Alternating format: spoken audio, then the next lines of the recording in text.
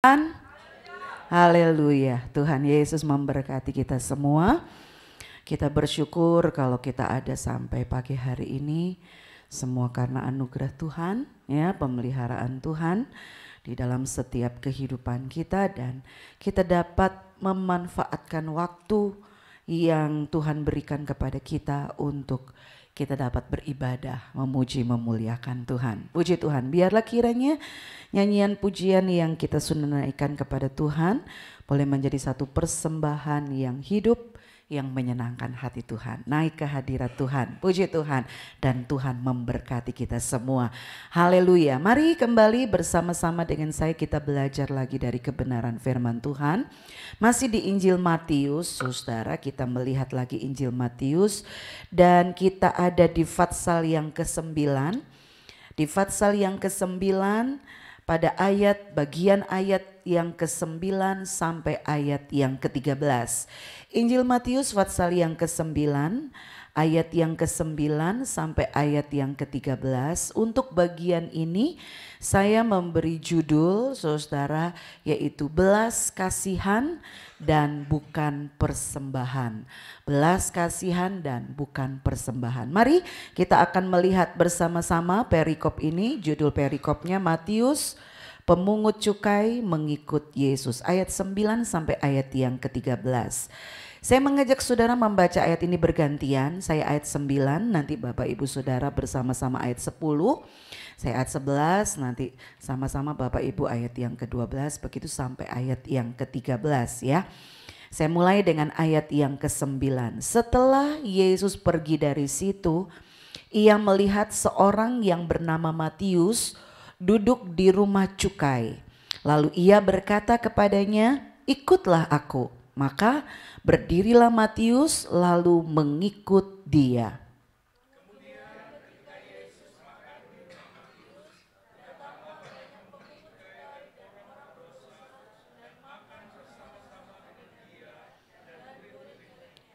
Pada waktu orang Farisi melihat hal itu, berkatalah mereka kepada murid-murid Yesus, "Mengapa gurumu makan bersama-sama dengan pemungut cukai dan orang berdosa?"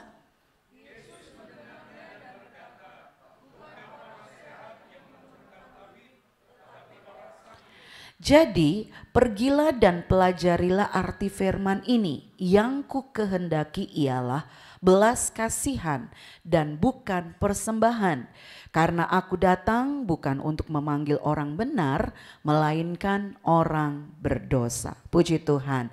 Terima kasih buat kerjasamanya di dalam membaca firman Tuhan. Baik Bapak Ibu Saudara yang kekasih dalam Tuhan Yesus, tadi saya sudah sampaikan bahwa judul untuk bagian ini adalah belas kasihan dan bukan persembahan. Mengutip dari ayat 13 apa yang Tuhan Yesus katakan, yang ku kehendaki ialah belas kasihan dan bukan persembahan. Nah, Bapak Ibu Saudara yang kekasih dalam Tuhan, kalau kita perhatikan ya, di dalam perikop ini saudara menceritakan tentang panggilan dari Matius. Yang dimaksud dengan Matius di sini adalah Matius penulis Injil ini ya, Injil yang kita pelajari, Injil Matius ditulis oleh seorang yang bernama Matius. Nah, bagian ini adalah bagaimana proses dia dipanggil oleh Tuhan. Kalau saudara membandingkan di dalam Injil Markus dan Injil Lukas, yaitu Markus pasal 2 ayat yang ke-13 sampai ayat yang ke-17 dan Lukas 5 ayat 27 sampai ayat yang ke-32, maka di situ Markus dan Lukas menyebut dengan nama Lewi ya. Jadi Markus dan Lukas menulis di situ bukan Matius, tetapi Lewi. Ya, Lewi. Nah, saudara-saudara, ini Matius dan Lewi ini sebenarnya adalah orang yang sama, ya, orang yang sama. Jadi nama lainnya gitu disebutkan kalau Markus dan Lukas memakai nama Lewi, tetapi Matius sendiri dia menggunakan nama Matius. Nah, kalau saudara tahu nama Matius ini artinya sangat indah sekali ya. Matius itu artinya pemberian Allah, pemberian Yahweh ya saudara. Satu arti yang sangat baik sekali, sangat indah sekali. Nah, saudara-saudara yang kekasih dalam Tuhan Yesus Kristus, selanjutnya kalau kita melihat pada ayat 9 khususnya, yaitu peristiwa bagaimana dipanggilnya si Matius ini, saudara. Kalau kita perhatikan ya, kalau kita hubungkan dengan ayat pertama, maka kita bisa mengetahui bahwa peristiwa ini terjadi di Nazaret. Ya, kalau ayat pertama dikatakan, sesudah itu naiklah Yesus ke dalam perahu lalu menyeberang, kemudian sampailah ia ke kotanya. Jadi perikop sebelumnya bagaimana Tuhan Yesus menyembuhkan orang yang kerasukan setan di Gadara atau di Gerasa. Lalu kemudian di situ Yesus ditolak, Yesus akhirnya pergi, dikatakan ayat pertama kembali ke kotanya. Lalu kita sudah melihat pada bagian yang lalu, dalam pertemuan kita yang lalu, bagaimana Tuhan Yesus menyembuhkan orang yang lumpuh. Ya kan, saudara, kita sudah mempelajari bagaimana di situ kita belajar iman yang mendatangkan mujizat. Yaitu iman yang aktif, iman yang merendahkan diri, iman yang kuat. Saudara, itu mendatangkan mujizat. Bagaimana kita harus sepakat, iman kita harus sepakat dengan firman Allah. Dan juga di dalam keluarga atau di dalam jemaat bersepakat bersama-sama. Maka mujizat Tuhan, pertolongan Tuhan, pembelaan Tuhan itu nyata terjadi di dalam kehidupan keluarga kita, di dalam jemaat kita. Saudara, apa yang menjadi kerinduan, tidak ada perkara yang mustahil kalau memiliki iman yang kuat, iman yang merendah, dan iman yang aktif. Ya, itu sudah kita pelajari pada pertemuan kita yang lalu. Nah, kelanjutannya saudara dari peristiwa, runtutan peristiwa tersebut adalah kemudian ayat 9 ini, ya, bagaimana dikatakan setelah peristiwa Yesus menyembuhkan orang lumpuh, dikatakan Yesus keluar, Yesus pergi, dan kemudian dia berjumpa dengan Matius. Nah, saudara-saudara yang kekasih dalam Tuhan, Yesus melihat Matius. Apa yang dilakukan oleh Matius? Saat itu Matius sedang bekerja. Ya, saat itu Matius sedang bekerja, saudara. Dan saudara, kita tahu bahwa pekerjaan Matius adalah pemungut cukai. Dia sedang duduk di rumah cukai. Matius sedang melakukan pekerjaannya, saudara. Saudara-saudara yang kekasih di dalam Tuhan Yesus Kristus, kalau kita perhatikan ya, khususnya ayat 9 ini, kalau kita lihat lagi, setelah Yesus pergi dari situ, ia melihat seorang yang bernama Matius duduk di rumah cukai. Lalu ia berkata kepadanya, kepada Matius, Yesus berkata kepada Matius, ikutlah aku. Maka berdirilah Matius lalu mengikut dia. Nah, Bapak Ibu Saudara yang kekasih dalam Tuhan Yesus Kristus, kita melihat di sini bagaimana Tuhan Yesus melontarkan satu perkataan kepada Matius, ikutlah aku. Dan bagaikan magnet, saudara, perkataan Tuhan Yesus ini menarik Matius. Sehingga kita melihat tanpa tanya, tanpa ada dalih atau ungkapan-ungkapan yang dikatakan oleh Matius, dikatakan Matius segera berdiri dan mengikuti Yesus. Saudara-saudara, di dalam firman Tuhan, khususnya di dalam Injil, kita perhatikan tidak ada catatan, tidak ada pernyataan yang menyatakan bahwa Matius sedang mencari Yesus, tidak. Atau Matius sedang berusaha ingin bertemu dengan Yesus, tidak. Tidak ada catatan yang demikian. Atau mungkin Matius ingin menjamah Yesus, tidak. Matius sibuk dengan pekerjaannya yang adalah seorang pemungut cukai. Tetapi kemudian kita melihat Tuhan Yesus sendiri yang datang menghampiri Matius, lalu menarik Matius untuk mengikut dia. Nah, di sini ada satu pelajaran penting yang perlu untuk kita catat, saudara, bahwa Tuhan itu punya banyak cara untuk menarik orang datang kepadanya. Tuhan itu punya caranya untuk menarik orang datang kepadanya. Ada orang percaya kepada Tuhan melalui sakit. Dia disembuhkan, dia sembuh, setelah dia sembuh lalu dia percaya kepada Yesus. Yang lain ada yang percaya kepada Yesus karena mendengar lagu-lagu pujian. Ya. Yang lain ada yang percaya kepada Yesus karena mendengar renungan melalui siaran radio. Ada saudara. Ya, ada peristiwa-peristiwa atau kejadian-kejadian seperti itu. Ada juga orang yang percaya kepada Yesus melalui penginjilan pribadi. Karena keluarganya atau temannya, kerabatnya ya menginjili secara pribadi lalu percaya kepada Yesus. Nah, sebenarnya ada nubuatan yang disampaikan oleh Nabi Yesaya kurang lebih sekitar 600 sampai 700 tahun sebelum Yesus lahir. Kalau kita melihat dari Yesaya 65 ayat yang pertama, Yesaya 65 ayat yang pertama, di situ dikatakan aku telah berkenan memberi petunjuk kepada orang yang tidak menanyakan aku. Aku telah berkenan ditemukan oleh orang yang tidak mencari aku. Aku telah berkata, ini aku kepada bangsa yang tidak memanggil namaku. Dan ayat nubuat dari Yesaya ini digenapi di dalam diri Matius. Matius tidak sedang mencari Tuhan, Matius tidak sedang ingin bertemu dengan Tuhan, dia sibuk dengan pekerjaannya. Tetapi seperti nubuatan Nabi Yesaya ini, Tuhan berkenan menyatakan dirinya kepada Matius. Tuhan berkenan datang menghampiri Matius dan menarik Matius. Nah, saudara-saudara yang kekasih dalam Tuhan Yesus Kristus, kita sebagai murid-murid Tuhan, ya, kita adalah kepanjangannya Tuhan. Melalui hidup kita Tuhan juga ingin agar kita pergi dan mencari, memanggil orang-orang yang mereka tidak punya pemikiran sedikit pun mungkin awalnya tentang Tuhan.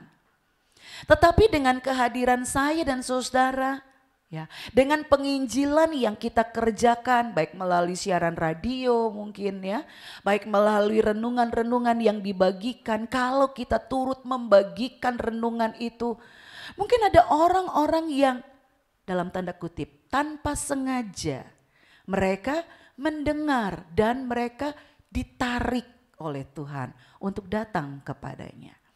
Oleh sebab itu saudara, jangan pernah menjadi putus asa untuk kita membagikan berita kebenaran. Jangan pernah kita menjadi enggan, menjadi jemu untuk menginjil dalam tanda kutip saudara. Ya, membagikan panggilan Tuhan itu kepada siapa saja. Ya, karena ketika benih ditabur, Tuhan yang mengadakan pertumbuhan itu. Nah, pengalaman seperti apa yang dialami oleh Matius ini di akhir zaman akan semakin banyak terjadi. Itu sebabnya kita sebagai murid-murid Yesus, sebagai pengikut Kristus, kita juga harus semakin giat melakukan bagian kita. Memberitakan, menginjil dalam tanda kutip, bukan berarti kemudian pergi kemana-mana khotbah saudara seperti zaman-zaman dulu, tidak. Tetapi melalui apa yang bisa kita kerjakan saudara, membagikan renungan, ya, mendoakan, menguatkan dan sebagainya. Disitulah kita sementara seperti Yesus pergi berjalan berkeliling untuk memberitakan, memanggil orang-orang datang kepada Tuhan. Nah, saudara-saudara yang kekasih dalam Tuhan Yesus Kristus, orang-orang yang mungkin berdosa seperti Matius, orang-orang yang mungkin fanatik bahkan membenci Yesus, ada saatnya di akhir zaman, di hari-hari di mana kita hidup sekarang ini akan datang kepada Kristus. Nah, bagaimana? Bagaimana Tuhan memanggil kita? Tuhan tidak ada seperti 2000 tahun yang lalu. Dia sendiri yang pergi lalu ketemu dengan Matius dan mengajak Matius, ikutlah aku. Sekarang caranya Tuhan adalah melalui saya dan saudara, melalui kita. Ya. Firman Tuhan bagian yang lain dikatakan bagaimana mereka bisa mendengar tentang Injil kalau enggak ada yang menyampaikan. Siapa yang menyampaikan? Yang menyampaikan adalah orang-orang yang sudah diselamatkan, yaitu saya dan saudara. Kita yang harus pergi, kita yang harus menyampaikan berita firman itu, ya, supaya orang bisa datang mendengar tentang Tuhan dan mereka datang kepada Tuhan. Nah, saudara-saudara, kembali kepada Matius pasal yang ke-9 tadi. Kita melihat kelanjutannya, saudara, tidak berhenti sampai Matius mengikut Yesus, tetapi pada ayat yang ke-10 kita melihat bagaimana Matius selanjutnya melakukan tindakan, ucapan syukur, ya, atas apa yang sudah dia alami dalam hidupnya. Kita melihat ayat yang ke-10, Matius 9 ayat 10 dikatakan, kemudian ketika Yesus makan di rumah Matius, datanglah banyak pemungut cukai dan orang berdosa dan makan bersama-sama dengan dia dan murid-muridnya. Kalau kita membandingkan dengan Lukas pasal yang ke-5 ayat yang ke-29, jadi Injil Matius, Markus, Lukas, Yohanes ini paralel, ya. Artinya mereka saling melengkapi. Kita membandingkan dan melihat kelengkapan yang bisa kita lihat dari Injil Lukas. Lukas 5 ayat 29 dikatakan di sana, dan Lewi atau Matius mengadakan suatu perjamuan besar untuk dia, untuk Yesus di rumahnya. Dan sejumlah besar pemungut cukai dan orang-orang lain turut makan bersama-sama dengan dia. Nah, kita melihat di sini saudara, setelah Matius bertobat, lalu kemudian dia menjadi pengikut Yesus, Matius tidak kemudian jadi malu atau menjadi takut untuk menyatakan dirinya bahwa dia adalah pengikut Yesus. Justru Matius memproklamirkan, ya, memberitakan, membuat satu dalam tanda kutip pengumuman melalui perjamuan makan yang dia buat, dikatakan oleh Lukas tadi, untuk Yesus.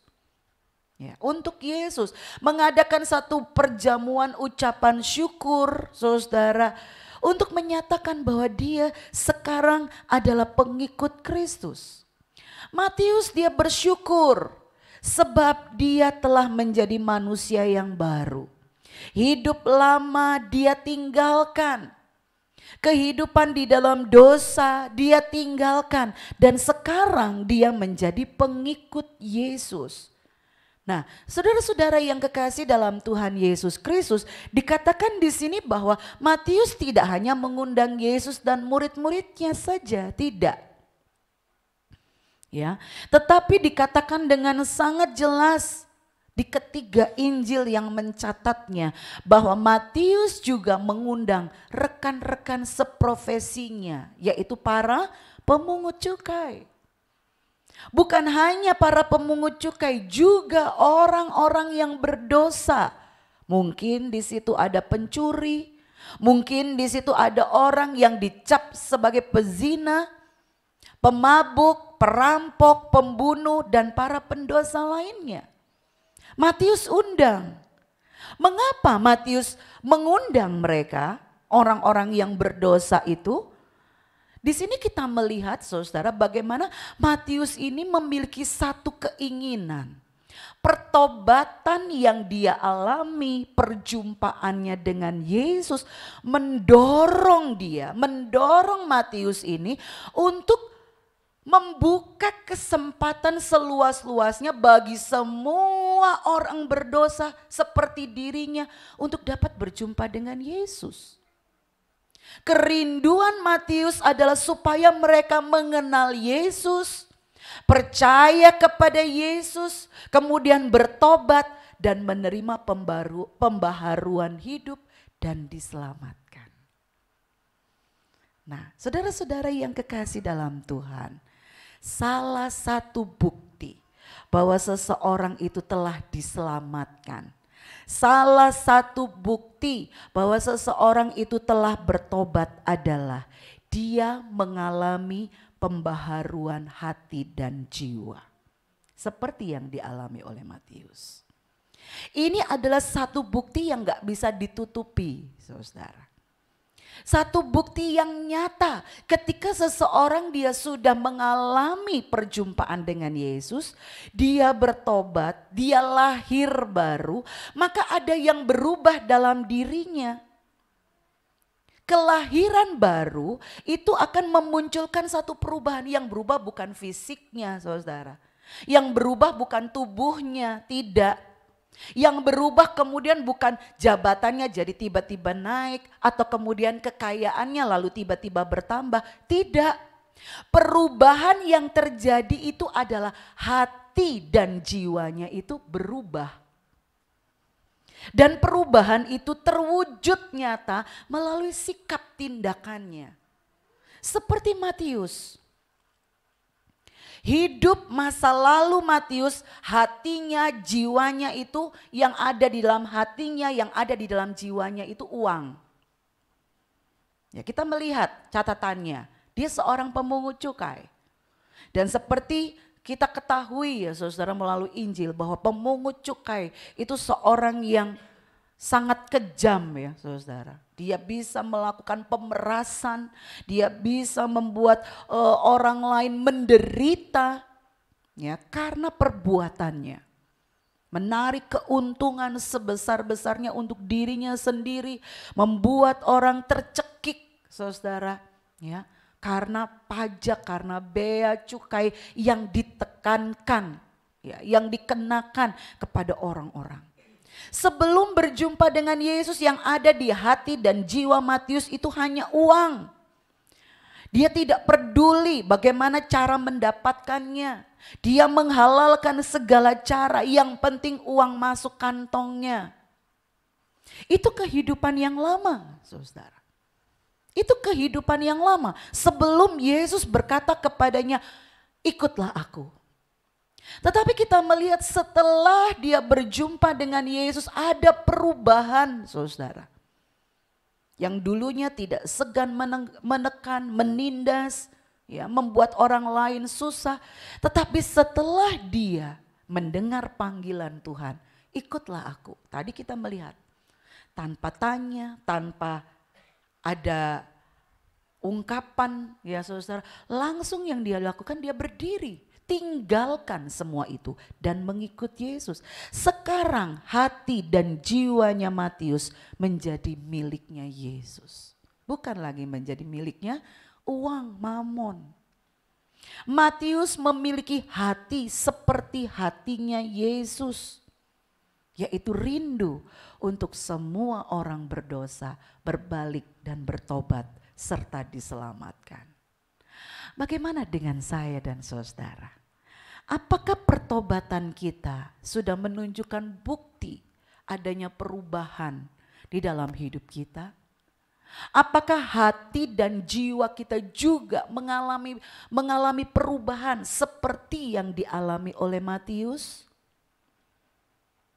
Apakah yang ada di hati dan jiwa kita adalah hatinya Yesus? Yang juga rindu agar orang berdosa berbalik dan bertobat serta diselamatkan? Saudara-saudara, ini menjadi satu pertanyaan buat kita semua. Pertobatan itu enggak bisa disembunyikan.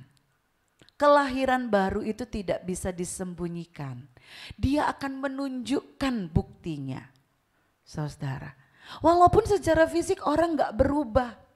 Mungkin secara ekonomi tetap ya pekerjaannya tidak berubah. Tetapi ada perubahan di dalam manusia batiniahnya, hatinya, jiwanya.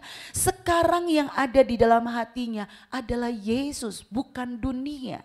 Dan itu terwujud ketika di dalam hati kita ada Yesus. Hatinya Yesus itu juga ada di dalam hati kita. Ada kerinduan. Ya, ngelihat orang yang tersesat, ada kerinduan untuk menuntunnya datang kepada Tuhan, membawa orang yang terhilang untuk berjumpa dengan Yesus. Di dalam Alkitab ada beberapa contoh juga orang-orang yang mengalami perubahan hati seperti Matius ini. Contoh yang tidak asing, Sakeus, saudara. Ya, di dalam Injil Lukas pasal 19, nanti saudara bisa baca di rumah ceritanya ini. Lukas 19 ayat 1 sampai ayat yang ke-10. Bagaimana tentang Sakeus ini? Sama, Sakeus juga profesinya seperti Matius, seorang pemungut cukai. Dia juga suka menindas rakyat, ya, memaksa mereka membayar pajak, menekan, ya, menipu dan sebagainya. Tetapi saudara-saudara yang kekasih dalam Tuhan, kalau saudara baca nanti jadi PR ya. Baca di rumah Lukas 19 ayat 1 sampai 10, dicatat saja ayatnya. Tetapi setelah dia bertemu dengan Yesus, bagaimana hidupnya diubahkan sedemikian rupa. Hatinya berubah, hatinya dibaharui saudara. Sehingga terlontar dari mulut Sakeus ini perkataan, Tuhan, setengah dari milikku akan kuberikan kepada orang miskin. Dan sekiranya ada sesuatu yang kuperas dari seseorang, akan kukembalikan 4 kali lipat. Luar biasa. Suatu perubahan yang drastis saudara. Yang dulunya pelit, bahasa orang Probolinggo, sekarang jadi loman. Gitu ya bahasanya gitu. Yang tadinya pikirannya hanya uang dan uang, bagaimana caranya uang masuk ke kantongnya. Sekarang dia mau berlaku jujur. Dia mau melakukan perbuatan yang baik. Dikatakan setengah hartanya untuk orang miskin dibagikan. Kalau ada yang diperas, dikembalikan 4 kali lipat. Suatu perubahan yang drastis dan luar biasa. Itulah orang yang mengalami pertobatan Bapak Ibu Saudara. Itulah orang yang mengalami perjumpaan dengan Yesus. Sekali lagi pertanyaannya, bagaimana dengan kita? Apakah perjumpaan dengan Yesus membuat hidup kita diubahkan? Nah, ini cuma bisa dijawab oleh kita masing-masing ya. Gak ada orang yang tahu. Karena itu kondisi batin kita, hati kita, jiwa kita. Apakah juga perjumpaan dengan Yesus membuat hidup kita diubahkan? Sudah berapa lama kita ketemu Yesus? Sudah berapa lama berlalu setelah kita mengalami kelahiran kembali? Apakah perubahan itu nyata di dalam hidup kita? Jika seandainya kita tidak mengalami perubahan hidup, patut kita bertanya, apakah kita benar-benar sudah berjumpa dengan Yesus? Nah, melalui kisah Matius ini, saudara, kita kembali merefleksi, ya, mengingat kembali, menelaah lagi diri kita, bukan keadaan orang lain karena kita nggak bisa tahu keadaan orang lain. Saya nggak tahu keadaan saudara, hati dan jiwa saudara. Saudara juga tidak bisa melihat hati dan jiwa saya.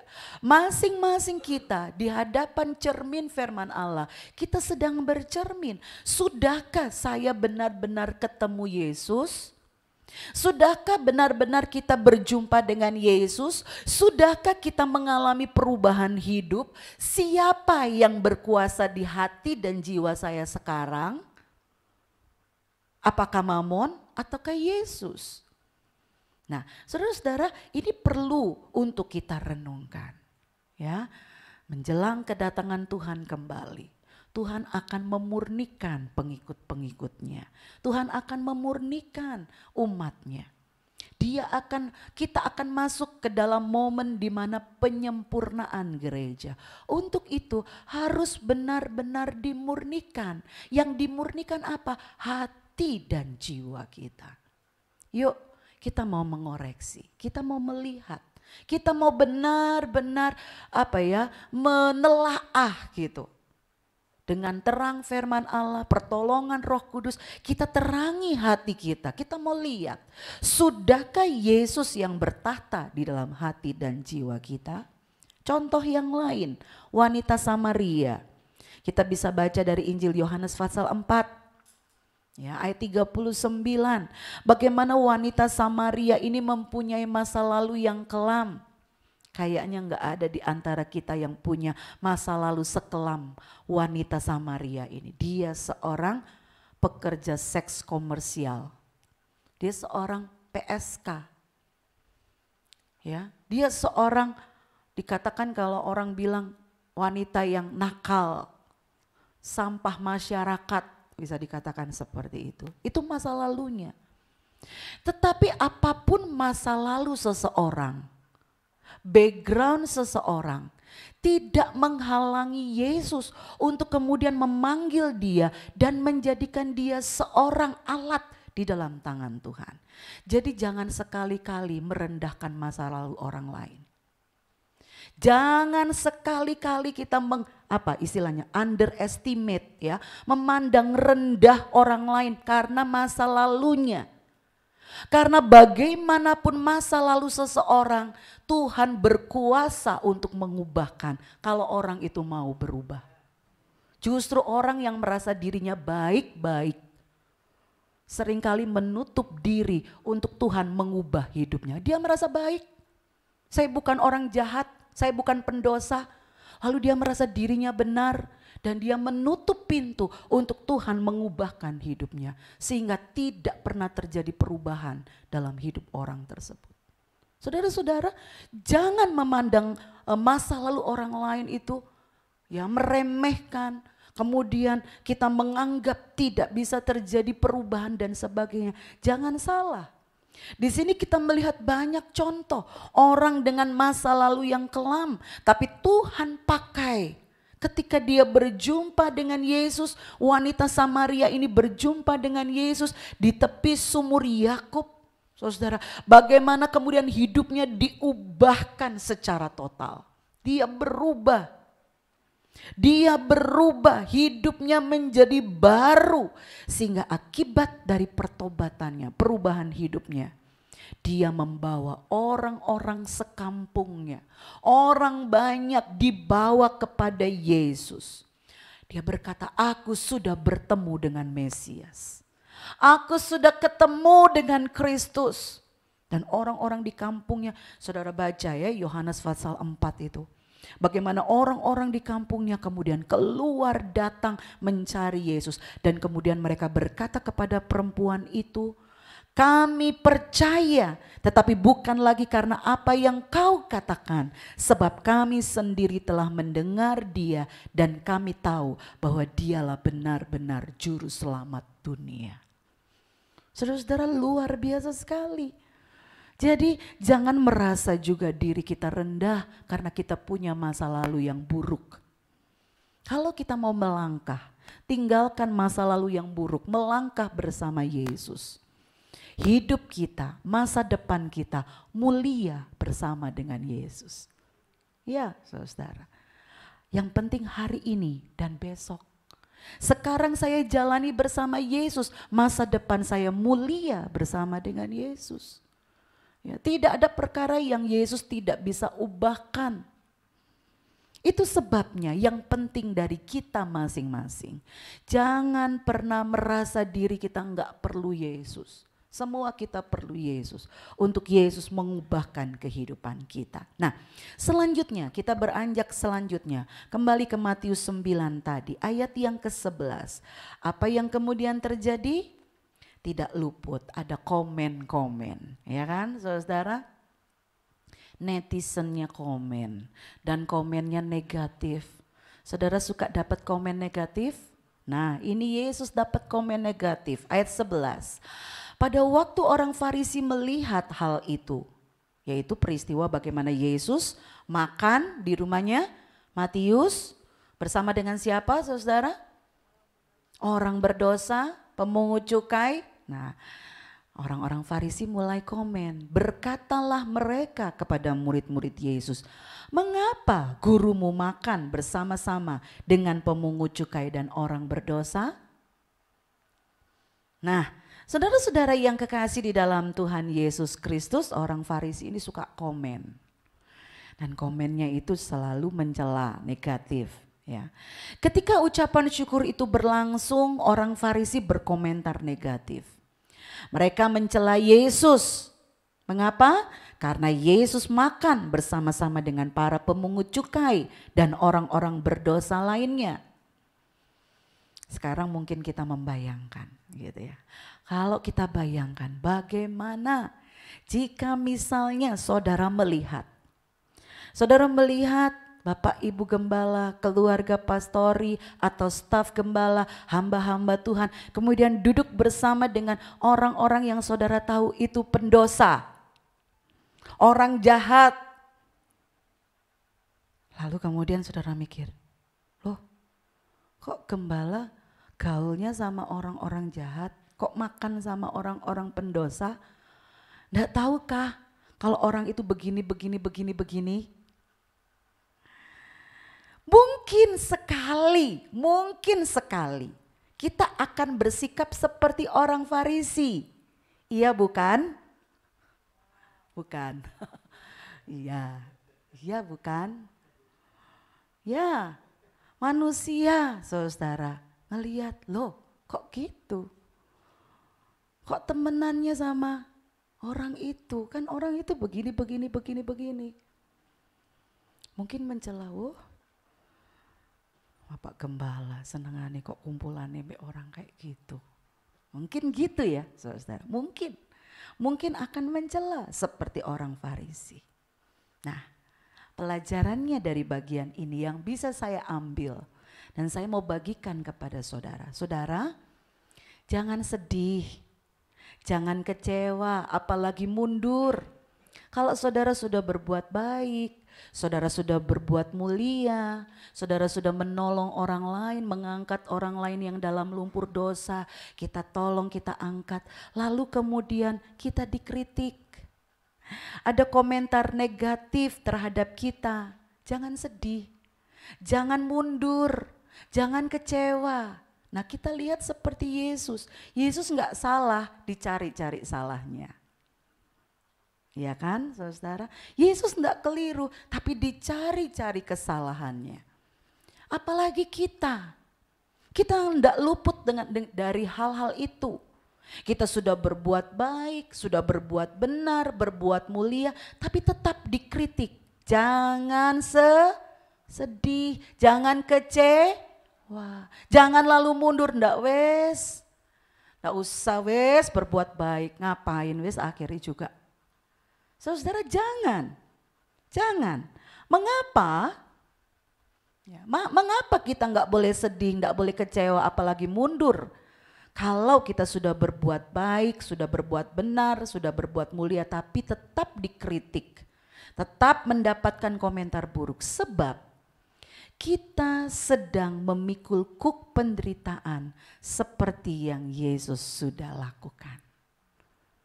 Itu. Ya.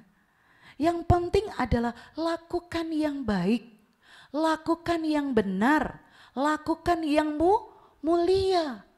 Komentar urusan mereka. Silahkan mau berkomentar gitu ya. Apa pepatahnya saudara-saudara? Anjing menggonggong, kafilah berlalu. Jalan terus. Kita ikut ambil bagian di dalam memikul kuk penderitaan yang Yesus sudah pikul. Matius 11 ayat 29. Apa di situ dikatakan? Pikulah kuk yang kupasang dan belajarlah padaku, karena aku lemah lembut dan rendah hati, dan jiwamu akan mendapat ketenangan. Yesus berkata, pikulah kuk yang Yesus pasang. Memikul kuk itu menderita, saudara. Menerima komentar negatif itu menyakitkan sebenarnya, saudara. Iya apa iya?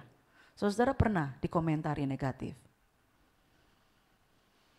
Menyakitkan, tapi jangan putus asa. Karena Yesus berkata, pikulah kuk yang kupasang, belajarlah kepada Yesus. Nah, saudara-saudara, terhadap komentar orang-orang Farisi yang negatif itu, bagaimana tanggapan Yesus? Yesus mendengar loh, ayat 12. Matius pasal yang ke-9 ayat 12, Yesus mendengarnya. Lalu berkata, komentarnya Yesus apa? Bukan orang sehat yang memerlukan tabib, tetapi orang sakit. Bukan orang sehat yang memerlukan dokter, tetapi orang sakit. Ini komentar Yesus. Dari komentar Yesus ini, dari jawaban Tuhan Yesus ini, dari respon yang Tuhan Yesus berikan ini, Tuhan Yesus memposisikan dirinya itu sebagai dokter, sebagai tabib. Lalu Matius, orang berdosa, termasuk saya, termasuk saudara, kita ini adalah pasiennya. Yesus dokternya, kita pasiennya. Coba kalau kita pikir, di Indonesia inilah misalnya, contohnya. Apabila terjadi misalnya semua dokter yang ada di Indonesia ini tidak mau didekati sama pasien. Ada pasien mau datang, enggak usah dekat-dekat saya. Ya, atau tidak mau mendekat kepada orang yang sakit. Kira-kira gimana, saudara? Semua orang yang sakit akan mati, tidak dapat obat, tidak terlayani. Karena keangkuhan seorang dokter atau para dokter.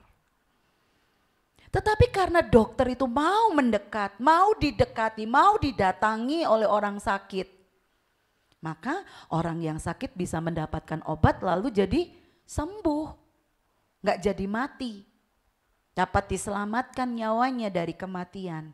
Nah, secara rohani juga begitu, saudara. Secara rohani pun demikian. Kita sebagai pengikut Kristus, kita harus mau meniru seperti Yesus. Kita bukan orang yang eksklusif, Bapak Ibu Saudara. Tidak mau bergaul. Justru kita harus mau mendekati mereka-mereka yang sedang berjalan di dalam dosa, bukan kemudian ikut-ikutan berdosa, tidak. Tetapi justru harapan Tuhan adalah agar melalui kehadiran kita, agar melalui keberadaan kita, mereka yang berdosa, mereka dapat melihat kemuliaan Tuhan, melihat pribadi Yesus melalui hidup kita. Itu sebabnya kita dulu yang harus berubah. Ya, kalau kita nggak berubah, saudara, maka bagaimana bisa kita membawa orang yang sakit rohaninya untuk bertemu dengan dokter di atas segala dokter, yaitu Yesus. Nah, jadi kita melihat di sini ya, banyak pengikut Kristus tidak mau meniru apa yang Yesus lakukan. Sebaliknya malah bersikap seperti orang Farisi, mencemooh, memandang rendah, tidak mau bergaul dengan orang-orang yang dianggap rendah. Saudara, tinggalkan sikap seperti itu. Justru kita harus menjadi kepanjangan tangannya Tuhan. Menjangkau mereka yang sakit secara rohani. Nah, saudara-saudara yang kekasih dalam Tuhan Yesus, sekarang kita mau melihat sebenarnya posisi kita sebagai pengikut Kristus itu bagaimana? Bagaimana sebenarnya posisi kita sebagai pengikut Kristus? Saudara-saudara, sebagai pengikut Kristus tadi saya sudah katakan, kita harus memiliki sikap seperti Yesus.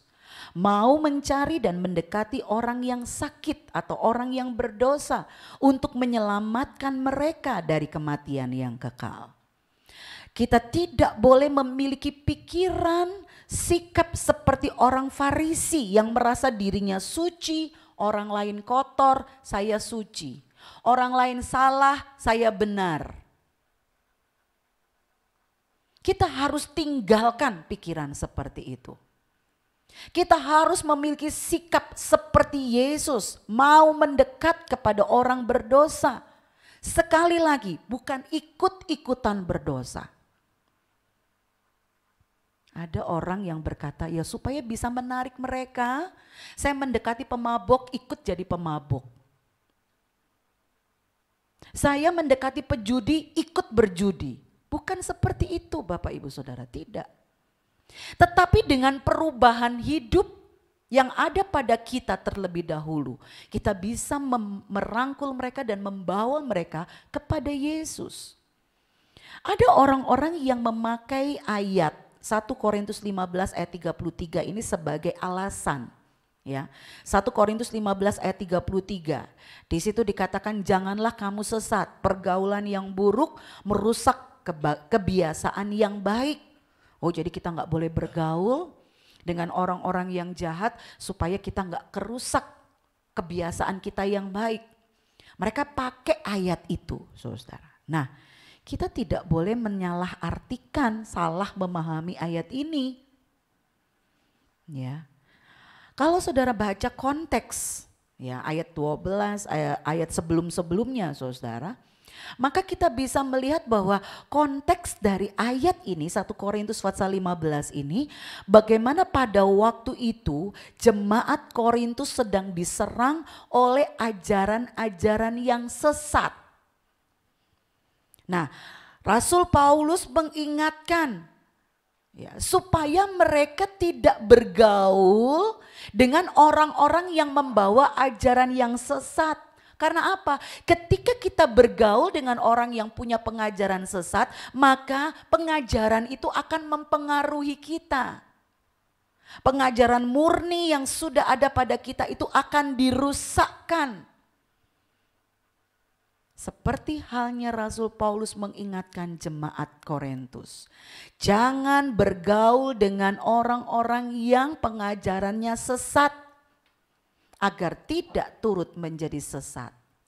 Saya juga mengingatkan jemaat Mawar Saron. Saya menasehati jemaat Mawar Saron. Jangan bergaul dengan orang-orang yang mengajarkan ajaran sesat. Kalau saudara sudah tahu ajaran yang ada pada orang itu salah, sesat, tinggalkan. Jangan bergaul. Karena itu akan membuat kita terkontaminasi. Ajaran yang kita sudah pegang jadi terusakkan oleh ajaran-ajaran sesat yang mereka bawa. Ingat ini baik-baik. Menjelang kedatangan Tuhan semakin banyak yang membawa ajaran yang sesat. Seperti Rasul Paulus ingatkan jemaat Korintus, jemaat GPDI Mawar Saron juga hati-hati. Kalau saudara sudah tahu itu sesat, jangan lagi bergaul dengannya. Kalau saudara ragu-ragu, tanya. Kalau enggak jelas, tanya. Ya. Karena kami tidak tahu dengan siapa saudara bergaul. Ketika filter yang ada dalam diri kita kasih warning, ini enggak sama dengan pengajaran yang saya sudah terima. Ragu-ragu, tanya. Jangan asal ditelan supaya jangan kemudian kita ikut disesatkan. Ya, jadi 1 Korintus pasal 15 ayat 33 itu menjurus atau menunjuk kepada pergaulan dalam hal pengajaran. Kalau itu pengajarannya sesat, jangan bergaul supaya jangan dirusakkan. Nah, sekarang secara khusus kita melihat apa peran pengikut Kristus, apa peran saudara, apa peran saya di dalam dunia ini. Perhatikan apa yang firman Allah katakan tentang peran kita sebagai anak-anak Tuhan, sebagai pengikut Kristus. Roma pasal yang kedua ayat yang ke-19. Saya mau mengajak kita melihat ayat ini. Roma pasal yang kedua ayat yang ke-19. Dikatakan di sana, engkau adalah penuntun orang buta dan terang bagi mereka yang di dalam kegelapan. Engkau, saudara dan saya, kita adalah penuntun orang buta dan terang bagi mereka yang di dalam kegelapan. Hal yang pertama, peran saudara dan saya, penuntun orang buta. Orang buta itu enggak bisa jalan sendiri. Ya enggak, saudara? Ya, kalau dia terlatih dia pakai tongkat. Nah, pakai tongkat. Dia enggak bisa jalan begitu saja. Yesus mengutus saudara dan saya sebagai penuntun orang buta. Orang buta perlu orang lain untuk menuntunnya. Mungkin gantinya tongkat. Kalau mau menyeberang jalan dia perlu ada orang yang kasih tahu. Lampunya masih hijau, kendaraan masih jalan, jangan nyebrang dulu. Nanti kalau lampunya sudah menyala merah, Nah, waktunya orang yang menyeberang boleh jalan. Perlu ada yang ngasih tahu. Kalau di negara-negara lain ada, saudara. Ya, ada. Mereka sudah ramah dengan para disabilitas, baik di lalu lintas. Jadi ada pemberitahunya, ada remindernya, ada yang memberikan tahu. Orang boleh nyebrang, tidak boleh nyebrang. Nah, saudara-saudara yang kekasih dalam Tuhan, orang buta perlu orang lain untuk menuntun. Coba bayangkan kalau ada orang buta sedang jalan, lalu dia sampai di ujung jurang. Saudara ngelihat, apa yang saudara lakukan? Saudara lihat ada orang buta jalan, lalu sampai di ujung jurang. Saudara ngelihat, apa yang saudara lakukan kira-kira? Panggil orang lain, tolong orang itu. Selak dia nyebur saudara. Ya kan? Cari orang yang bisa nolong. Seharusnya kita yang lari kepada orang itu kan, tahan dia. Jangan sampai dia kejebur, masuk ke dalam jurang. Saudara-saudara yang kekasih dalam Tuhan, mungkin juga ada yang teriak. Kita teriak di dalam ruang kaca. Hei, awas, ada jurang. Kamu ada di tepi jurang. Kalau kamu terus melangkah kamu akan mati.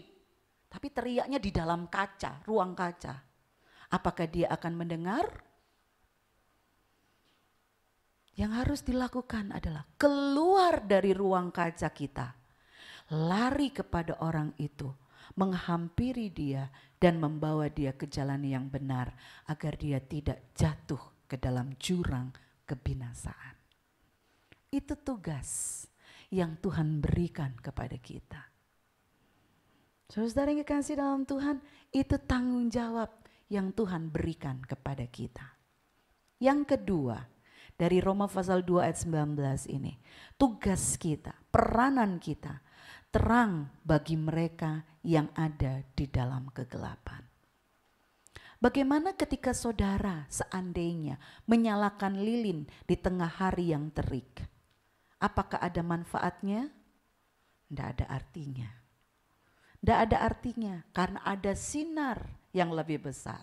Matahari sedang bersinar terik. Tetapi seandainya di dalam situasi yang gelap, lilin sekecil apapun itu, dia punya manfaat. Dia memberikan terang walaupun kecil. Di dalam suasana yang gelap. Saudara-saudara, kita hidup di dunia yang semakin gelap. Gelap apa?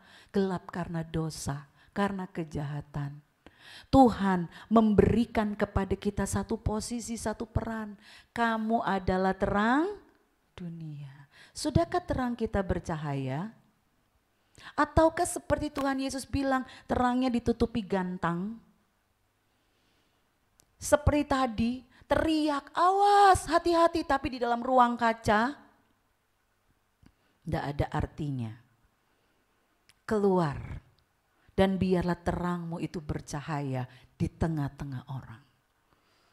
Jangan karena pergaulan, jangan karena sungkan, jangan karena takut, lalu kemudian terang kita jadi padam. Tuhan memberikan fungsi kepada kita, peran untuk menjadi terang bagi mereka yang ada di dalam kegelapan dosa. Matius 5 ayat 13 bagian A. Matius pasal yang kelima ayat 13. Ayat 13. Dikatakan di sana, kamu adalah garam dunia. Jika garam itu menjadi tawar, dengan apakah dia diasinkan? Tidak ada lagi gunanya selain dibuang dan diinjak orang. Peranan saudara dan saya adalah seperti garam. Garam yang bersedia larut di tengah-tengah dunia yang hambar dan busuk karena dosa ini. Garam yang bisa mengubah rasa. Garam yang dapat memberi pengaruh kepada lingkungan di mana kita ada untuk menyelamatkan mereka. Ini tugas saya, ini tugas saudara, ini panggilan kita di dalam dunia ini. Menjadi garam, memiliki pengaruh. Kalau Tuhan tempatkan saudara dengan satu jabatan yang mumpuni, baik dalam pemerintahan, baik dalam satu pekerjaan, perusahaan, atau yayasan, atau apapun. Bukan satu kebetulan, saudara. Bukan satu kebetulan. Seperti yang dikatakan Mordekai kepada Ratu Esther. Mungkin untuk kepentingan inilah Tuhan menempatkan engkau menjadi ratu di negeri Susan. Begitu juga. Mungkin untuk tujuan menjadi garam bagi dunia, Tuhan tempatkan saudara dalam posisi yang sekarang saudara nikmati, baik dalam pemerintahan atau dalam perusahaan atau dalam satu departemen. Jangan kemudian kita merasa, wow, keberhasilan ini saya perjuangkan. Tidak ada sesuatu terjadi tanpa campur tangan Tuhan. Untuk maksud yang Allah miliki, dia tempatkan orang-orangnya yang mau dia pakai untuk menjadi alat, menjadi garam, berpengaruh, bukan malah dipengaruhi. Kita harus berpengaruh, garam itu berpengaruh, bukan kemudian justru dipengaruhi. Dikatakan tadi, kalau garam itu menjadi tawar, artinya tidak berpengaruh. Gimana bisa diasinkan? Gak ada gunanya. Kita akan dibuang satu saat nanti saudara-saudara. Gak ada gunanya dan diinjak-injak orang kalau kita tidak menampilkan pengaruh Kristus bagi lingkungan di mana kita berada. Saudara ditempatkan dalam satu pendidikan, dalam satu sekolah, universitas atau apapun itu. Tuhan mau kita berpengaruh. Ya, sebagai garam bagi tempat lingkungan di mana kita berada. Puji Tuhan. Selanjutnya Matius 10 ayat 16. Matius 10 ayat 16 dikatakan, lihat aku mengutus kamu seperti domba ke tengah-tengah serigala. Sebab itu hendaklah kamu cerdik seperti ular dan tulus seperti merpati. Apa peran kita yang Tuhan berikan kepada kita di tengah-tengah dunia ini? Kita adalah seperti domba ke tengah-tengah serigala. Yesus mengutus dan menempatkan kita di dunia, di tengah-tengah serigala. Bukan untuk membunuh serigala-serigala itu saudara. Atau kemudian ikut berubah. Jadi seperti serigala, domba tapi kelakuannya kayak serigala. Bukan seperti itu, melainkan untuk menyelamatkan dan mengubah serigala itu jadi domba. Ya, Tuhan tempatkan kita di tengah-tengah serigala, ikut-ikutan. Kalau nggak ikut edan, nggak keduman katanya ya, saudara. Dunia sekarang edan, ikut-ikutan edan supaya tetap bisa bertahan. Bukan itu. Kita bagikan domba di tengah-tengah serigala. Tujuannya adalah untuk menyelamatkan sang serigala. Ubah dia jadi domba. Gimana caranya? Bisa.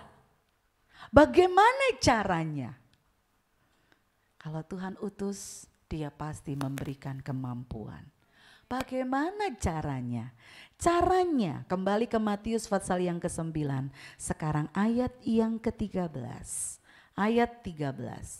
Jadi pergilah dan pelajarilah arti firman ini. Yang ku kehendaki ialah belas kasihan dan bukan persembahan. Karena aku datang bukan untuk memanggil orang benar, melainkan orang berdosa. Yang ku kehendaki ialah belas kasihan dan bukan persembahan. Jangan salah arti ya saudara. Lalu berkata, oh berarti persembahan gak penting. Yang penting belas kasihan saja. Akhirnya kemudian mengabaikan persembahan dan korban kepada Tuhan. Okelah, lakukan saja belas kasihan. Saudara-saudara, itu juga tidak benar. Mari untuk memahami ayat ini dengan benar kita harus melihat konteksnya. Apa konteksnya? Konteksnya atau apa ya kata lainnya konteks? Ada yang bisa bantu saya apa kata lainnya konteks itu? Saya terbiasa pakai. Jadi kita melihat satu ayat ini lihat apa ya? Gambaran besarnya gitu ya, Saudara. Jadi dari satu kebenaran, nah kita bisa melihat keseluruhan sehingga kita bisa mengerti arti dari ayat ini. Itu konteks. Maaf ya kalau mungkin saya mengucapkan kata-kata yang saudara nggak ngerti gitu ya. Jadi konteks itu maksudnya, saya kesulitan mencari kata-katanya ya. Jadi untuk mengartikan sesuatu kita harus lihat keseluruhannya gitu saudara ya. Kurang lebih kayak gitu. Nanti deh kalau misalnya kurang jelas tanya sama guru-guru bahasa Indonesia. Nah jadi untuk mengerti artinya ayat ini kita harus lihat latar belakangnya gitu ya. Latar belakangnya. Nah latar belakangnya itu adalah bagaimana tata cara ibadah di mana orang-orang Israel membawa persembahan mereka di zaman Taurat. Jadi di zaman Taurat ini bagaimana orang-orang Israel membawa persembahan mereka kepada Tuhan. Nah, saudara-saudara, orang-orang Israel ini menerapkan ritual dalam ibadah mereka dengan cara membawa persembahan. Dan itu sesuai dengan tuntutannya Tuhan. Bagi orang yang kaya, maka mereka membawa persembahan lembu. Ya, jadi persembahannya orang kaya itu ditentukan saudara ya. Jadi enggak, kalau zaman perjanjian baru kan sukarela ya. Nah kalau Taurat ini ditentukan lah, kalau saudara kaya ya kemudian yang harus dibawa itu lembu. Nah kalau yang ekonominya menengah, sedang-sedang, nah yang dibawa itu persembahannya adalah domba, lebih kecil atau kambing. Nah bagi mereka yang kurang mampu, maka persembahan yang dibawa adalah burung merpati atau burung tekukur. Nah ini ya ketentuannya orang Israel ketika mereka membawa persembahan ditentukan. Lalu jika ada orang Israel yang berbuat dosa, maka dia harus bawa lagi yang disebut sebagai korban penghapus dosa atau korban penghapus salah. Dibawa lagi. Dibawa ke bait Allah kepada imam-imam. Nah setelah semua itu dikerjakan, yang penting sudah bawa lembu ya bagiannya, korban domba atau kambing atau burung merpati, burung tekukur. Kalau berbuat dosa bawa lagi persembahan ya, domba, kambing, penghapus dosa, penghapus salah. Nah kalau semua itu sudah dilakukan maka dianggap selesai urusannya. Selesai urusannya dengan Tuhan. Pokoknya saya sudah membawa korban, sudah membawa persembahan. Ya, mereka sudah lakukan itu. Tapi mereka lupa, mereka tidak menerapkan kasih atau belas kasihan kepada sesama, apalagi kepada musuh mereka. Yang penting saya sudah bawa korban untuk Tuhan, persembahan, ya. Tapi mereka tidak menerapkan kasih, tidak menerapkan belas kasihan kepada sesama, apalagi musuh. Mereka berkorban tapi tetap membenci. Mereka berkorban tapi mereka tetap membunuh sesamanya. Mereka berkorban tapi mereka tetap melakukan perbuatan-perbuatan menyakiti orang lain. Berkorban, memberi persembahan tapi saling menyakiti. Berkorban, memberi persembahan, tapi saling mencela. Ini yang Tuhan gak mau. Datang ke gereja, membawa persembahan, tapi tetap di rumah masih berantem. Saling menyakiti satu dengan yang lain. Ini yang gak boleh terjadi Bapak Ibu Saudara. Ini yang dimaksud oleh ayat ini. Tuhan Yesus ingin agar semua orang yang sudah diselamatkan memiliki belas kasihan di dalam dirinya. Memiliki belas kasihan dalam dirinya. Kalau kita bandingkan ajaran Taurat yang dibawa oleh Musa dan ajaran kasih karunia yang dibawa oleh Tuhan Yesus, Sebenarnya kita sudah bahas ini ya, Matius pasal 5. Kita lihat saja contohnya, Matius 5 ayat 38-39. Ajaran Taurat berkata mata ganti mata, gigi ganti gigi. Tapi ajaran yang dibawa oleh Yesus Kristus, ajaran kasih karunia apa? Janganlah kamu melawan orang yang berbuat jahat kepadamu. Melainkan siapapun yang menampar pipi kananmu, berilah juga kepadanya pipi kiri. Taurat ajarkan mata ganti mata, gigi ganti gigi. Balas itu boleh. Tapi Yesus mengajarkan ditampar pipi kanan, berikan pipi kiri. Ini yang Yesus ajarkan. Bawa persembahan kepada Tuhan, tapi belas kasihan itu harus ada.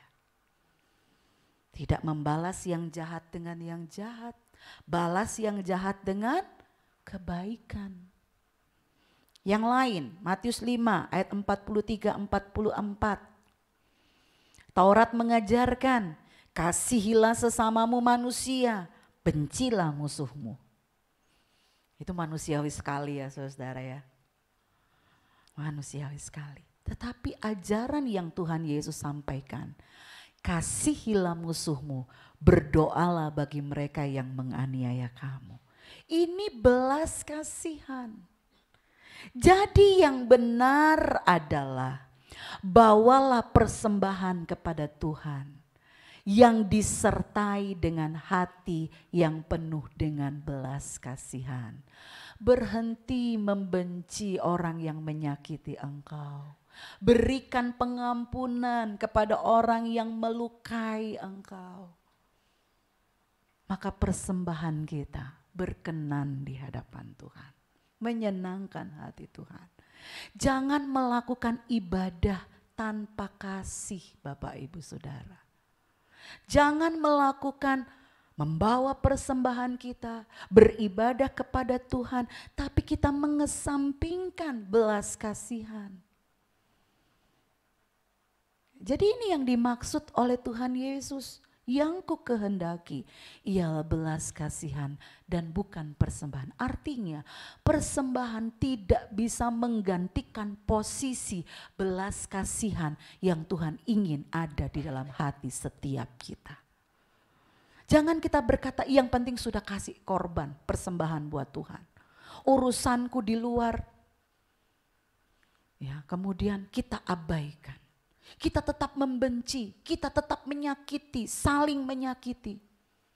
Orang-orang yang ada di dalam Kristus tidak boleh seperti itu. Melayani Tuhan, membawa persembahan, diikuti dengan hati yang penuh belas kasihan.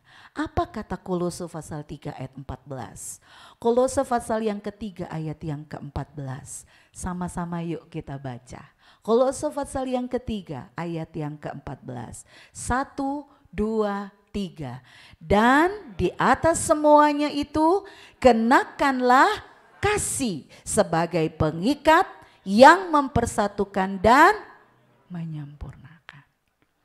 Kasih enggak boleh ketinggalan, itu menyempurnakan. Dikatakan pengikat yang mempersatukan dan menyempurnakan.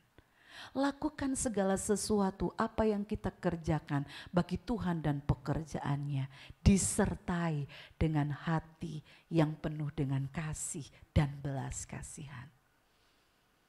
Puji Tuhan, kiranya Tuhan menolong kita. Satu kerinduan kita supaya kita memiliki hati seperti hatinya Tuhan. Hati Yesus penuh belas kasihan. Biarlah hati jemaat Mawar Saron juga penuh dengan belas kasihan. Amin.